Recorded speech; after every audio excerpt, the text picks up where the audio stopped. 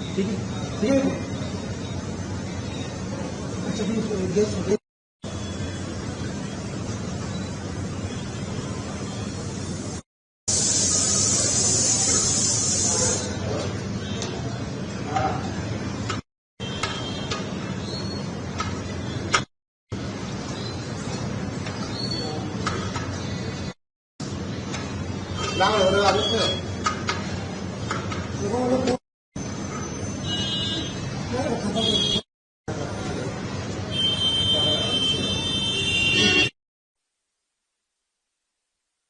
पीछे गया था उसको। अच्छा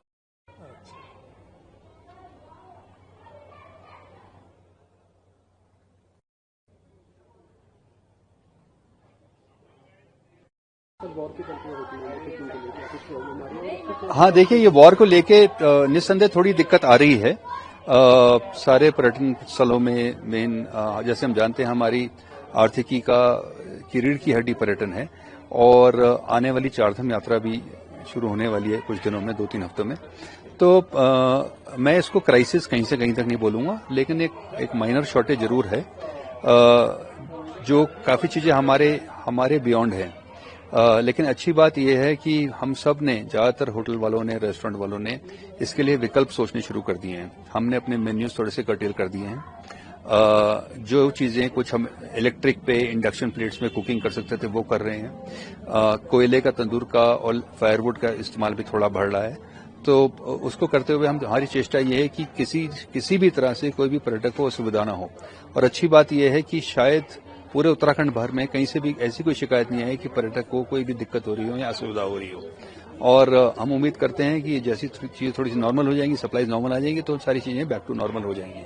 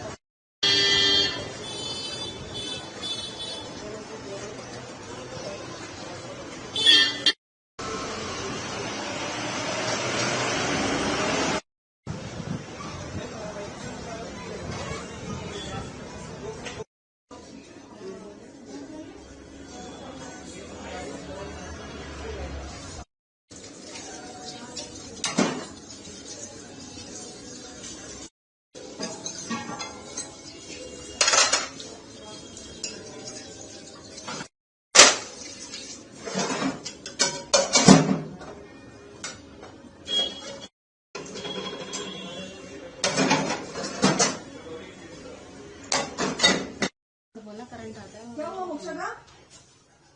घुमाने हाँ? तो क्या हो गया?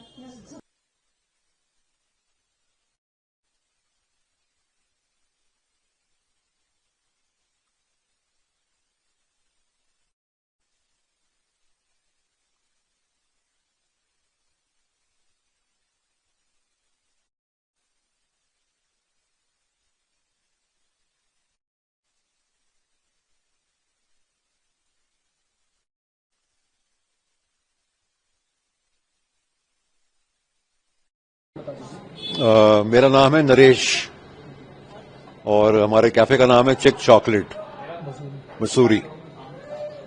और जब से लड़ाई शुरू हुई है तब से जो गैस की दिक्कत शुरू हुई है, हमारा तो बिल्कुल ही प्रॉब्लम हो गया अपना बिजनेस करना। मेन्यू में भी बिल्कुल आधी चीजें तो हमने काट दी हैं। बस गैस के लिए यहां फोन कर रहे हैं, वहां फोन कर रहे हैं। पिछले समझो 15 दिन में एक ही सिलेंडर मिला है और हमारे पास 5 जगह हैं जहां गैस के सिलेंडर लगते हैं। 5 भट्टी हैं, 5 चूल्हे हैं। अब ये पता नहीं कब तक चलता है, क्या होता है। ऊपर से सीजन आने वाला है। अब देखो, जैसे सबके साथ वैसे हमारे साथ। गैस की जगह पे क्या इस्तेमाल करा जा रहा है गैस की वजह से? इंडक्शन लगाए हैं हमने, कॉयल हीटर्स लगाए हैं और बस अब देख रहे हैं अपना 2-3 चीजें और भी लिया है जरा कुछ। एक सुना है अपना वो डीजल की भट्टी आती है, लेकिन हमारा किचन अंदर है, वो तो काम करेगा नहीं यहाँ पे। तो हमारा वो चाइनीज सेक्शन भी है, वहां के लिए वॉक ले रहे हैं हम, चाइनीज वॉक। अब आज ही फोन कर रहे हैं, हम मालूम कर रहे हैं कहां से मिलेगा। तो दिक्कतें तो हैं, सभी को ही हैं।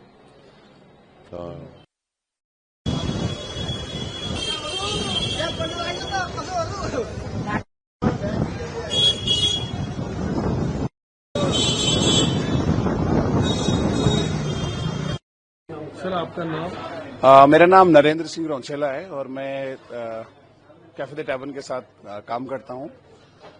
जैसा ये प्रॉब्लम जो अभी सभी लोगों को महसूस हो रहा है, महसूस तो क्या हो रहा है, उससे सभी को एक बहुत बड़ी समस्या का सामना करना पड़ रहा है। जैसा आप ये देख सकते हैं, ये हमारा पिज्जा ओवन है, तो ये गैस से भी ऑपरेट होता है, लेकिन विगत कुछ दिनों से जो समस्याएं सबको देखनी पड़ रही है, उसकी वजह से हम लोगों ने अब गैस तो हमने कम्प्लीटली हटा ही दिया, क्योंकि गैस की आपूर्ति नहीं हो पा रही है। और तो हम अभी लकड़ी से ही काम चला रहे हैं और इलेक्ट्रिसिटी पे ज्यादा डिपेंडेंसी हो चुकी है। और इन सबको देखते हुए सारे बिजनेस पे बहुत गलत प्रभाव भी पड़ रहा है। इसलिए हो रहा है क्योंकि अब हमारी जो इंडस्ट्री है वो सारी इसी चीज पे टिकी हुई है। अब एकदम से अगर जो ये सिचुएशन हो रही है, अब हमें ना तो गैस मिल पा रही है, और गैस न मिलने की वजह से हो क्या रहा है कि कुछ ऐसी ऐसी चीजें हैं कि जो हम ना गेस्ट को दे पा रहे हैं और ना गेस्ट को सर्व कर पा रहे हैं। अब गैस की जो आपूर्ति है उसमें कह रहे हैं कि कभी 30% मिलेगा, अभी कभी 20% मिलेगा, वो भी श्योर नहीं है। अगर किसी की 20 सिलेंडर की खपत थी जो डेली चल रहा था, जिससे अब वो मुश्किल से 1 या 2 सिलेंडर भी बड़ी मुश्किल से दे पा रहे हैं, और उसमें भी पता नहीं फॉर्मेलिटीज इतनी है कि पूछो मत, उसमें परेशान हो जाएगा बंदा। तो उसकी वजह से वो क्या रहा है, मसूरी टोटली जो डिपेंडेंसी है वो टूरिज्म पे ही है। टूरिज्म रहेगा तो मसूरी तभी आगे बढ़ेगा। अब विगत कुछ दिनों से पता ही नहीं चल पा रहा है कि अभी इसका सोल्यूशन क्या निकलेगा, क्या नहीं निकलेगा। अब यहाँ मसूरी में प्रॉब्लम क्या है, यहाँ के कोल का भी प्रॉब्लम है, लॉजिस्टिक बहुत पुअर है। यहाँ पे जाम इतना लगा रहता है कि हमें कोल को भी प्रॉब्लम हो रहा है। वुडन जो है, जो लकड़ी है, वो इतनी टफ है यहाँ पे कि कहाँ से लाएंगे, और उसका अल्टरनेट क्या होएगा ये भी कोई नहीं जानता है। तो बस यही चल रहा है, ये आप सभी देख रहे हैं। तो बिजनेस पे बहुत कुप्रभाव पड़ा है इससे। धन्यवाद।